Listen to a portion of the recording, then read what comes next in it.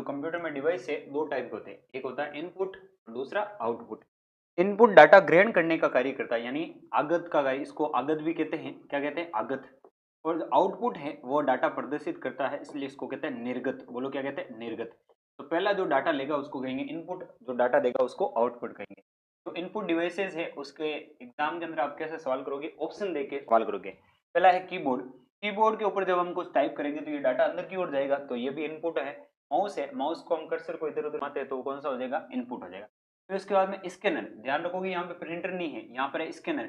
Scanner के ऊपर जब मैं कागज को रखूंगा तो वो किसी चीज को स्कैन करके अंदर लेगा, तो अंदर लेने का कार्य कर रहा है, तो कौन सा है, इनपुट है। उसके बाद में बार कोड रीडर, आपने देखा होगा जो कुरकुरे के चिप्स के पैकेट आते हैं उसके ऊपर ऐसे लाइन आती है तो उसको कहते हैं बार कोड।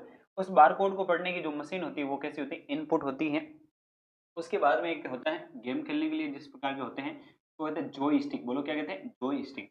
ये जॉय स्टिक किस प्रकार का है, तो आप बताओगे सर इनपुट है। उसके बाद में जो ये माइक है, माइक आपको दिख रहा होगा, इसके अंदर जो माइक्रोफोन है जैसे हमारे यहाँ पे ये लगा हुआ है, ये माइक्रोफोन भी कैसा है, तो आप बताओगे सर ये इनपुट डिवाइस का उदाहरण है। उसके बाद में क्या है, तो आप बताओगे सर ट्रैक बॉल।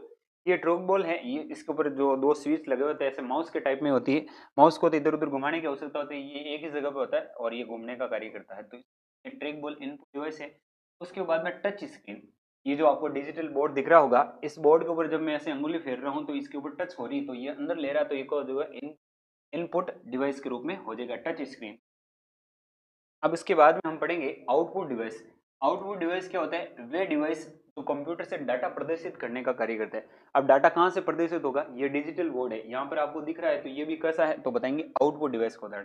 तो पहला है अपने पास है मॉनिटर, मॉनिटर कैसा है, तो आउटपुट है। स्पीकर, माइक्रोफोन तो आवाज अंदर ले रहा है, स्पीकर बाहर दे रहा है, इसका मतलब ये आउटपुट डिवाइस है। उसके बाद में प्रिंटर है, प्रिंटर भी कैसा है, अभी हमने पढ़ा था, स्कैनर डाटा अंदर लेता है जबकि जो प्रिंटर है वो डाटा बाहर भेजता है, तो जो डाटा बाहर भेजता है वो हो जाएगा आउटपुट। उसके बाद में प्रोजेक्टर है, आपने ये पटवारी एग्जाम के अंदर प्रश्न आया था, ये जो अभी पटवारी का एग्जाम था उसके अंदर ये प्रश्न आया था कि निम्न में से कौन सा एक आउटपुट डिवाइस है, तो प्रोजेक्टर आउटपुट क्यों होगा, क्योंकि प्रोजेक्ट का मतलब क्या होता है, प्रक्षेपण करना। क्या होता है, प्रक्षेपित करना, प्रक्षेपित करना।